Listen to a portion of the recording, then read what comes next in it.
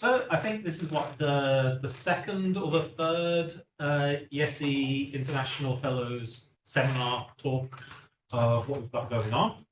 And so we've got our lovely presentation here about revitalizing Sri Lanka's village tank cascade system as a form of nature-based solution. We kind of don't know where it's going to end up at the moment, but we started off, you'll find out where we started and where we're going to. We've got Sisira here is what? You've been professor now for 2 months, 3 months of environmental economics at a university in Sri Lanka whose name I can't pronounce correctly, so I'm not going to try. So there we go. And feel free to make a start. Thank you for the nice introduction and good afternoon to all. So, first of all, I must thank YESI for giving me this opportunity for a fellowship. So, the title of the talk is Revitalizing Sri Lanka's Village Tank Ecosystem, Implementing Pest Payment for Ecosystem Services. That can be from the monetary perspective or the non-monetary perspective as well, to enhance resilient rural livelihoods. Just for some quoted from the inceptions, the all inceptions from the. So then this is just the overview of my presentations. Talk about something about the background of the village tank cascade system and ecosystem services, and what are the values of the village tank VTCS, and what are the current issues, and why we need the revitalizing, and we will design a conceptual framework to internalize the externalities in village tank cascade system, and little bit talk about the data and how we frame this survey. Right. Yeah. Village tank cascades are the lifeblood of the Sri Lankan agricultural system. So that is the legacy of our history over 2,400 years ago. Sri Lanka, one of the finest hydrological civilization. So the village tank cascade system is a historically ecologically significant water management in South Asia, especially in Sri Lanka. It's a complex ecosystem. The term cascade system, coined by Madhum Bandara, a connected series of tanks within a meso catchment for storing, conveying, and utilization water from a lake.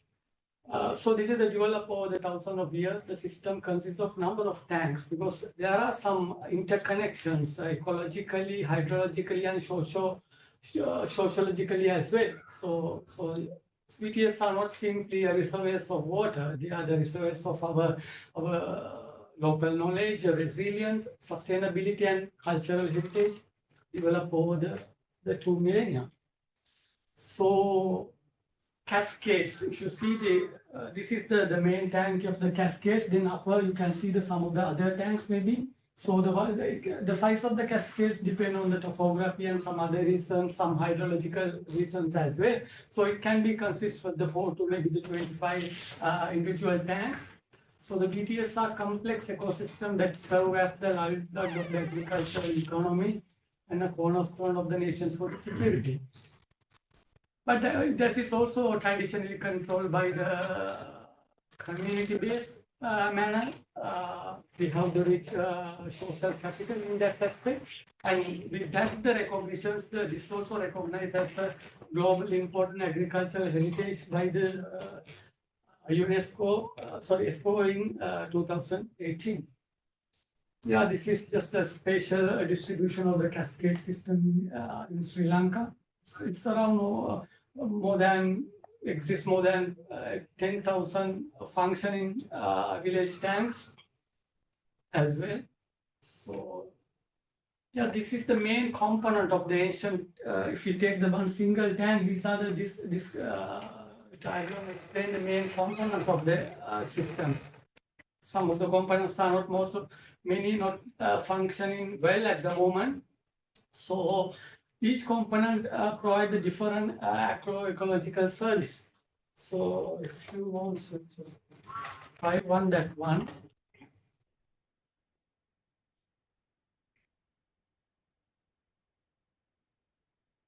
Yeah, this is the right now. This is the main tank. This is the intercept. This cascade system, the world is a heritage strip of land below the tank pond. Its micro landscape consists of 4 microclimatic environments: waterhole, marshland, wetland, and dry upland. Therefore, diverse vegetation is visible. This land prevents soluble salts and ferric ions entering the paddy field. The water hole, referred as Yatuwada, minimizes pond seepage by raising the groundwater table. Villagers plant verticalia along the toe of the pond to strengthen the pond stability. It appears to be a village garden where people utilize various parts of the vegetation for purposes such as fieldwood, medicine, timber, fencing materials, household and farm implements, food. Just close this one. If you want, I can share this one later. You might want to close it, because we might start speaking again.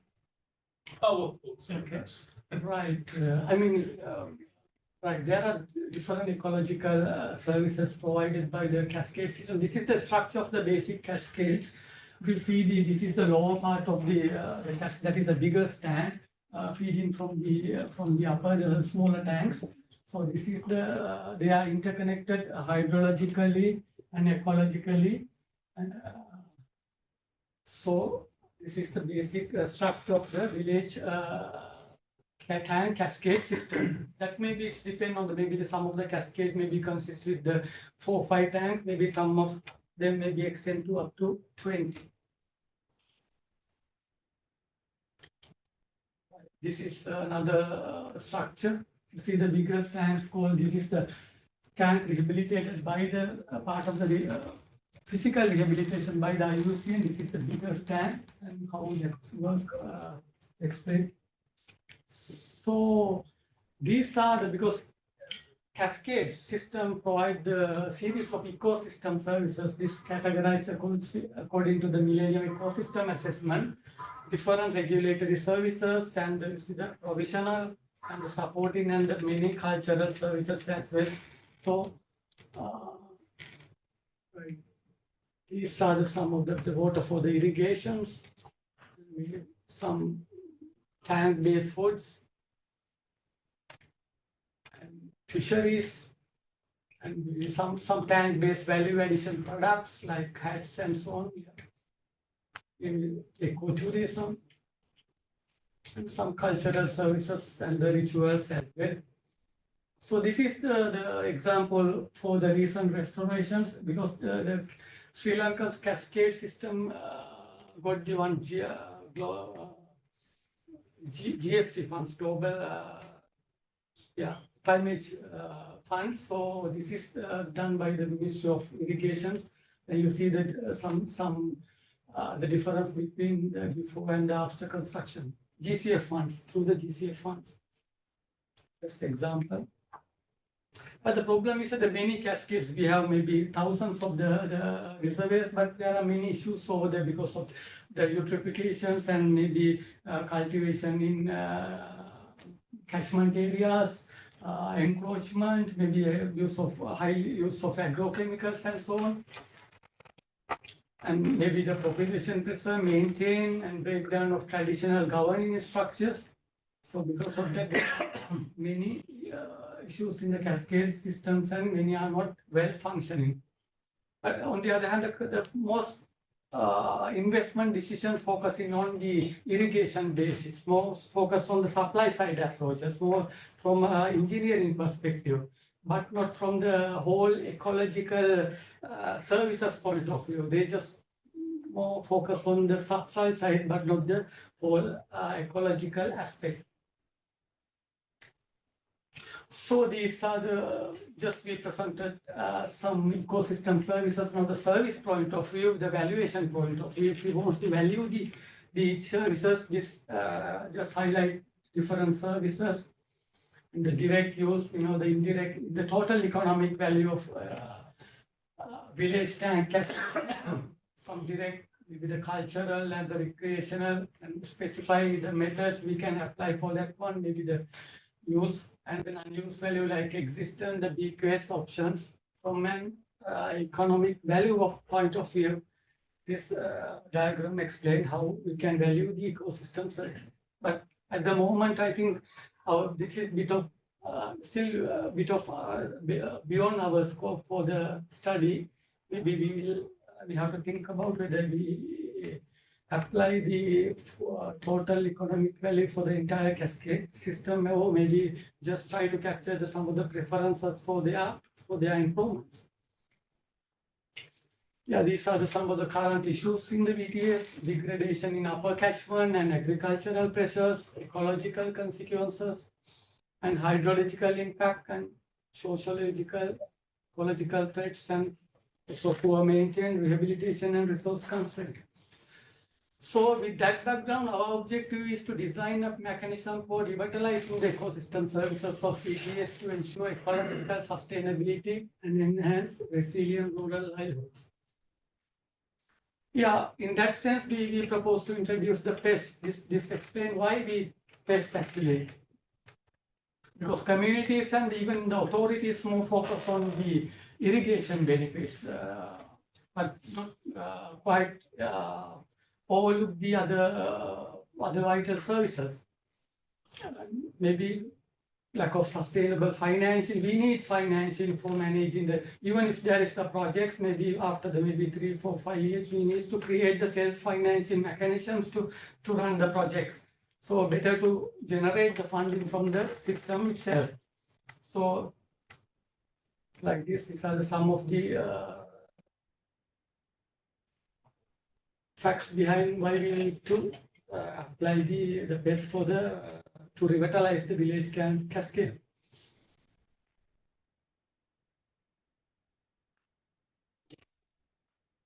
Because it is provide the economic incentives to the community for maintaining the ecosystem services. Maybe users can pay for the producers.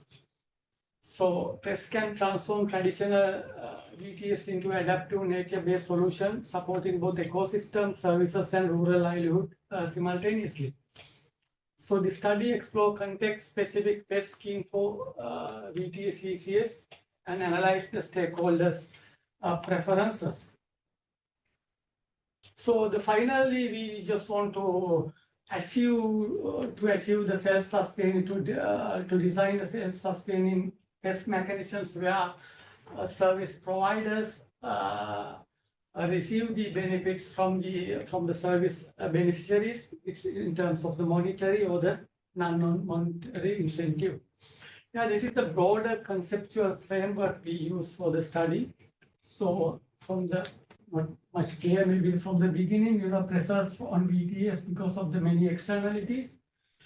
Then we propose the ecologically deteriorated land and no damaging practices are taken out, used to allow for ecological recovery, or engage in proactive restoration and maintain efforts. So with that context, we potential strategies and actions. These are the potential for afforestation, bund rehabilitations, crop diversifications. For that one, maybe we need some kind of external kick-off resources, maybe the external money for that one, for the seed money. Then we apply the traditional methods we have called the BETMA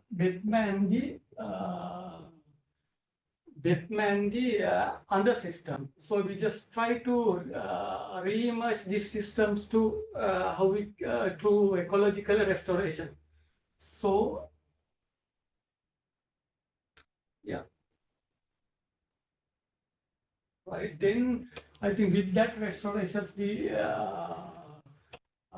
that actions, maybe they improve the ecosystem services provided by the VTCS, and that improve the welfare through the ecosystem services, that even in the cascade level and the tank level as well. Then we just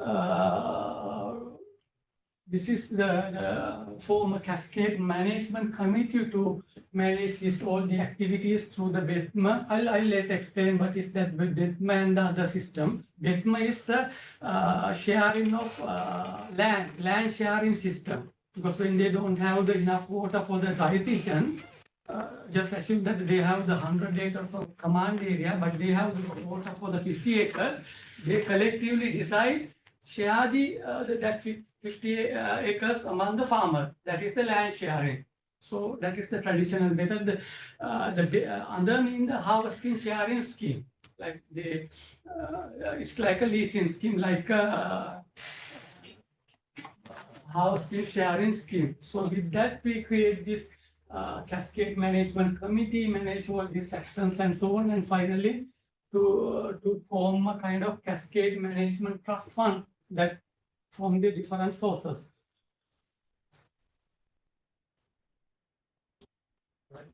That's the basic conceptual framework for the study. So just actually mainly we focus on how we re-emerging the BETMA as an unmonetary pest.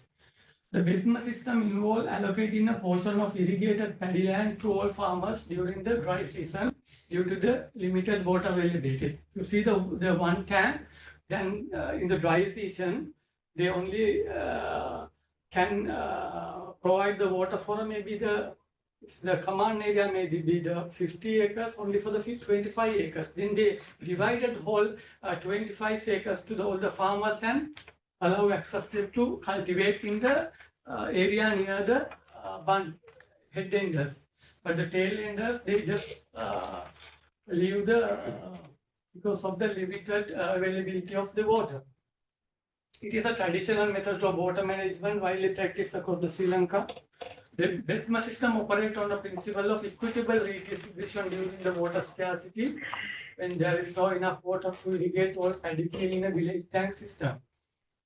So instead of some farmers having no water while others have adequate supply, the available water sufficient land is divided among the community, especially in the head enders lands, they divided among the community. So we try to apply this for the ecological restorations, maybe if they are to form the pest mechanism. But on the other hand, other system harvesting sharing compared to the BETMA system, there is a sharecropping system rooted in Sri Lanka where a landowner allows another person to farm their land in return for a share of the harvest. So it is an informal, it's like a cooperative arrangement that gives landless or small-scale farmers access to land while providing landowners with income from land they are not supposed to cultivate. On the other hand, the harvesting sharing is usually it's the 1/3, maybe the 1/3 for the landowner, maybe the 2/3 for the farmer, but it's also dependent on how they contribute for the inputs. Maybe sometimes it's maybe if the landowner also put the input, then that could be around 50-50 sharing. So in that to develop the pest scheme, so we just here explain how BETMA and other can be used as a mechanism for restoration. So by integrating BETMA, that is equitable land and water sharing, and sharecropping, farming communities can promote restoration of degraded land while ensuring livelihoods. So first of all, we aim to identify the farmers based on the level of ecosystem degradation on the coast and propose different possible solutions. Maybe some of them highly disruptive. They ask them to completely refrain from the cultivations. Then the other can actually exchange the land based on the BETMA and the other. So then, but give him a certain period, maybe the 2 or 3 periods for take measures to restore the degraded land. So the discarded farmers agree to rehabilitate the degraded land. And so the incorporating BETMA and other system will support land restoration through voluntary participation while safeguarding the farmers' livelihoods and encourage shared responsibility for ecological recovery.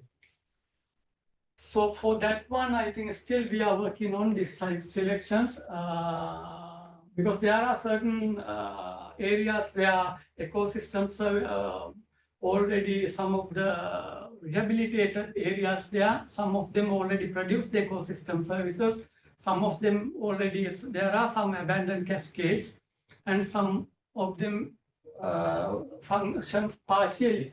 So especially we aim to select the 4 sites actually, one side maybe the restored and already generate the ecosystem services like tourism, some other alternative income opportunities and so on. Some other, the second sites, but restored, but still there are some cultivation in the catchments and many unsustainable activities practicing. The third sites, it's operating for irrigation purpose, but not for the other ecosystem services. But unrestored system, the other one is already restored, but underutilized system. So this some of the just I have taken from the study during the study. These are some key references, and I must especially acknowledge for the people here, Charminder, for the CRIWM projects and others. So that's end of the presentation. So it's open for any questions.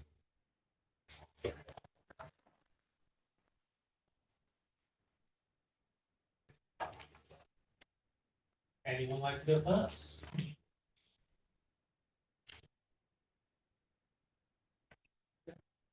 What do you think the basis for the value of the traditional system was? So before you have PES, you had the traditional system of cascades emerging. Why did people build the cascades initially?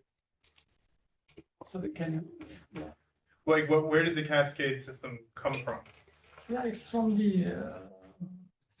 maybe 2000 years ago. That's they built this the cascade system based on the natural topography. So what? Yeah, I guess not, I'm wondering, what do you think the source of the value for the system was at that phase, and before PES? Yeah, for valuing. Yeah. Yeah, maybe sometimes you have to, that maybe the valuing give you an incentive for maybe sometimes maybe just assume someone wants to do a kind of investment on the improvements and so on. Maybe also that provides some basis for the justification for the investment, or we attract more tourism and so on. So in that sense also you have to say something in the dollar value as well. In that aspects, maybe valuing ecosystem services also important, even to educate the people. If you are doing this one, this is the destruction, this is the value of ecosystem services, maybe the carbon sequestrations or the flood regulations. If you are destruct this one, this is the damage for for the system, like that one. In that sense, I think valuing the ecosystem services also important. If I can build upon that, I think also if you look at the places where the cascades are implemented, it's in order to help store water after the monsoon season has come and gone. And so you've got like it's a water security mechanism originally set up in place. So you've got like very large retention areas that hopefully can capture the water and help store it for longer for when the dry season effectively hits the country. Okay. So there's excellent environmental justification for building them. It's a very interesting system. Because if you look at some of the, I think you had the schematic slides of it. Other way, towards the start of the presentation. Which one? At the start of the presentation. Yeah, that's one. Yeah, this one. Yeah, because like you can see, right? So you've got all the water flowing down at different points. You've got the interconnections in the canals forming sort of like micro water catchments between all of them. And in some of the other pictures we've seen of them as well, you can have like afforestation taking place in between the canals to help with water purification, water storage, and all of that in the long run. So there's a potential for, if you can get them all kick-started up again and maintained over time, to help a lot with water security problems, and then build out into the wider ecological potential from that. Yeah, I guess that's kind of what I'm confused by. So why were they built in the past, built and maintained in the past? Who invested in them then? Because they weren't getting payment for ecosystem services in 2,000 years ago. No. So what was the justification? I mean, it might not be known, but it'd be interesting to know more about how that governance worked. While we're talking about using PES to bring the systems back. Yeah, that I don't know. I'm sadly not a Sri Lankan historian. Regarding the vector system, this is a command area, Yeah. but in the dry season, you can only cultivate this upper part. So they just completely abandoned it below and share this among all the farmers. It's like a justification for the Ostram's institutional common governance actually. Yeah. So, and also is the village, that's also example for our own village tank fishing actually. That's governed by like a common property, the community management, inland fisheries. From some of the context I've seen in like reading up about the cascades and the systems that come from them. So my guesstimate of an answer to your original question is that it was seen as like a type of, the construction of the cascade system would have been seen like a type of public infrastructure. So the local ruler sort of person would have invested in the construction of them as a way of saying, here we go, I've solved the water security problem. And then the other systems have emerged, like the Betmar, I imagine, has emerged from that afterwards when they've realized we do have more water security, but maybe not enough to have the full extent of the plantation after that. Very cool. And other factors, maybe the population growth and some the external factors also impact on that. I have many. Yeah. If you would allow me. I will take it from the past to a bit more to the present part. So the first element is you mentioned about two sort of the multiple challenges, but I will pick two. One, you mentioned about the encroachment, and other part you mentioned about a bit of the chemical contaminants, largely the agriculture runoff. What do you think, like sort of like the way forward, or what will be the strategy to deal with those challenges, especially in the backdrop of like the encroachment, in the backdrop of bit of like socio-political barriers in a sense, like the local in a sense, because who encroach, they might have some backing on something local politics in this. So encroachment in the context of the socio-political part, and chemical contaminant in like larger sense of the technology to sort of like deal with it. Thank you for the questions. I just start from the second one with the chemical content. Yeah. If you are here, see what is called CKDU, chronic kidney diseases in unknown etiology. If you see them, you can find maybe the thousands of papers on that, and that is existing in the, especially in the north central province in Sri Lanka. It's still it's unknown, but people more studies may talk about this, that excessive use of agrochemical cause for the water contamination as well. So yeah, that sense, I think there are some the government regulations for that. They impose for the maximum allowable limits and so on. But in this, the encroachment, maybe there's some legal provisions there. Also, and maybe we have to manage it with the more community aspects, I think. No? That's why in this one we propose some kind of cascades management committee as well. But encroachment is largely now mainly managed by the regulations as well. So, on the other hand, we have to think about if we apply the concept like BEPMA, because they don't have the opportunities as well. But if they have given some opportunities for the alternative livelihoods, maybe we can change the behaviors as well. But actually, the encroachment means sometimes mostly the slash and burn agriculture and so on, the poor farmers there. So if we can allocate them a land for temporary, even for using this BEPMA system, but if we apply the other, then the landowner receives something as well. So then we can let some time we can regenerate the system to some extent. So, Hi. Can you clarify a little bit how you are imagining the design of the PES scheme? Because I did not get that. Who are the users, who are the users, who are the I can jump in providers? for that bit. Yeah, okay, because you work now. Yeah, so it's a bit of a language issue at the moment because I think we started at one initial idea and evolving into something slightly differently. But in terms of this, right? So if we went with the more standardized version of what would be the PES payment scheme here, if we look at the changes, what's gone on here. So we've got drivers for flood mitigation, water purity, water storage. So we've got some Sri Lankan governmental organisations who would be able to be a user of those benefits. We've also got the potential then for biodiversity restoration, conservation to sort of take place depending on what type of actions people are willing to undertake and actually manifest. Could also then crop across in carbon market credits. So those are kind of the initial starting ideas of where we've got the benefits that someone might be willing to pay for in terms of ecosystem improvements. Yeah, I mean, I get that the benefits that the systems provide is so rich that has to be some governmental or NGO organization.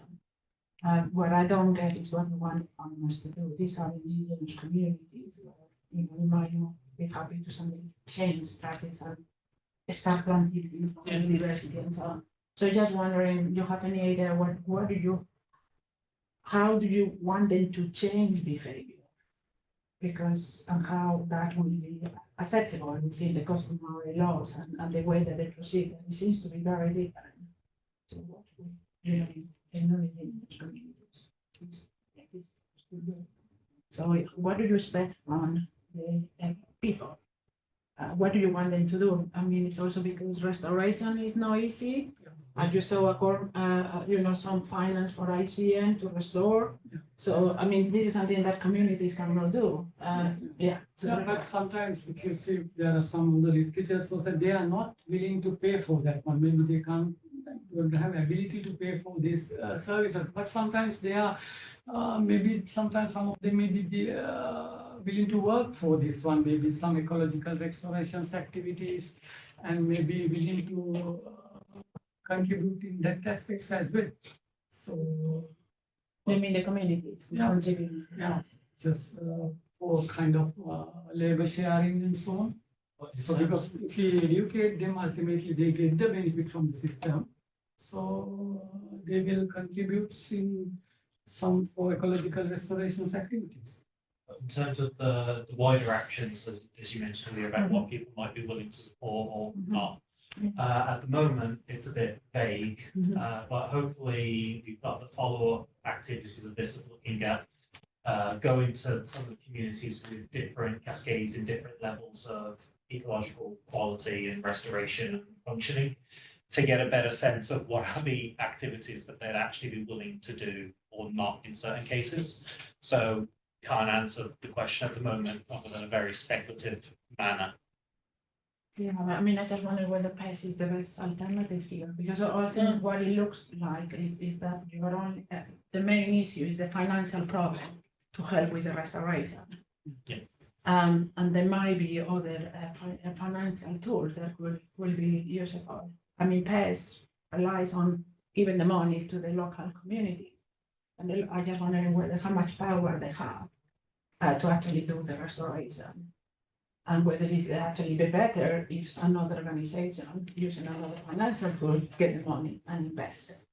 So I'm not sure whether PES, I mean, I just questioning whether PES is the right. But the restoration, the ecological system, they make more benefits as well, maybe the development of the tourism and maybe some other alternative opportunities, and even for the water purification being government already now spending for the every year spending for the canal rehabilitations and so by but if the system get incorporated, on the other hand, that costs also avoidance cost as well. So in that sense, the communities will get the benefit from the restorations as well. Yeah, definitely.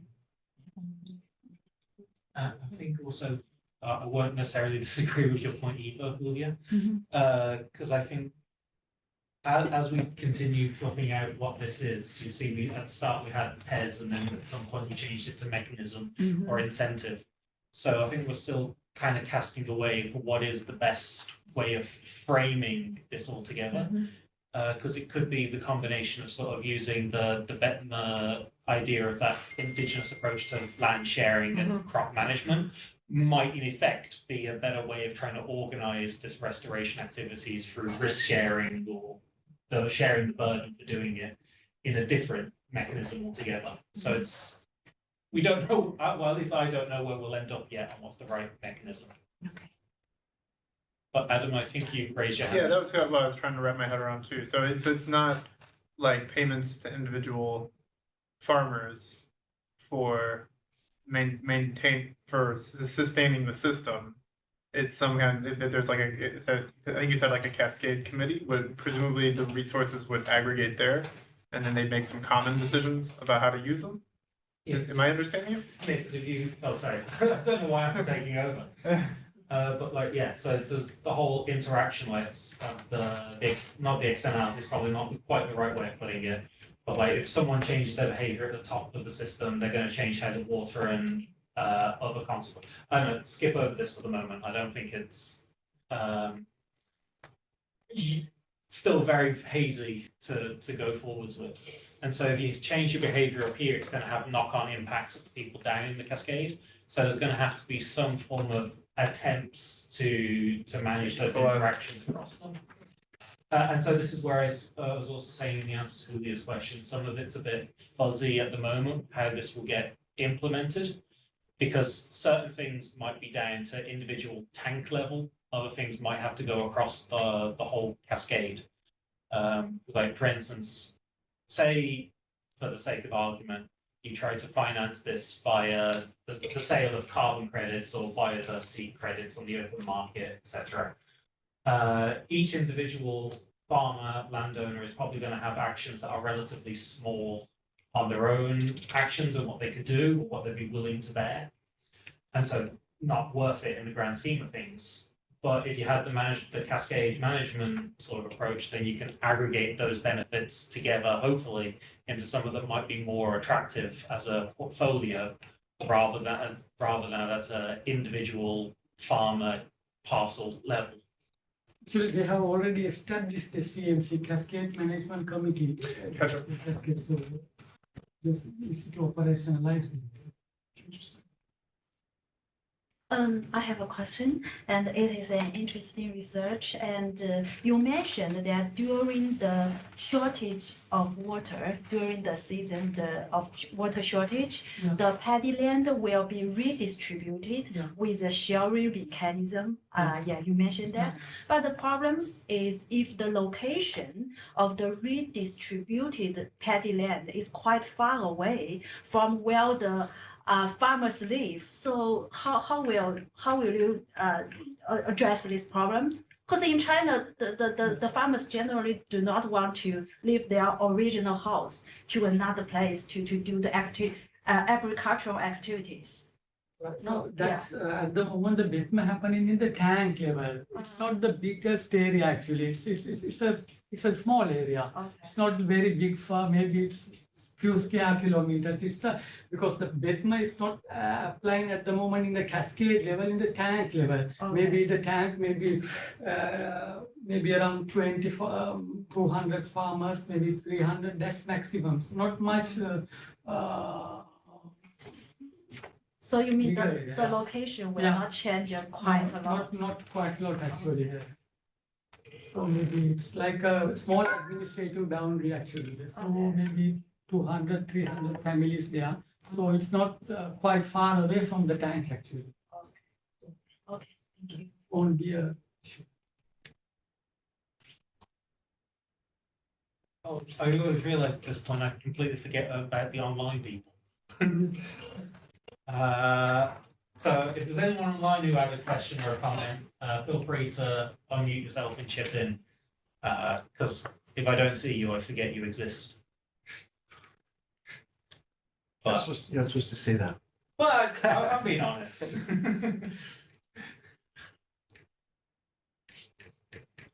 I guess not. That's all right. Yeah, so for us too, this is still something we're navigating ourselves through into what the end goal is going to be, what it's going to look like. So we've got a starting point, but next time around, everything might be different when we've dived into it a bit more deeply after going and talking to some of the folks on the ground to see what preferences, perspectives what they might have towards engaging with different ways of maintenance and such. So it'd be very vague there at the moment.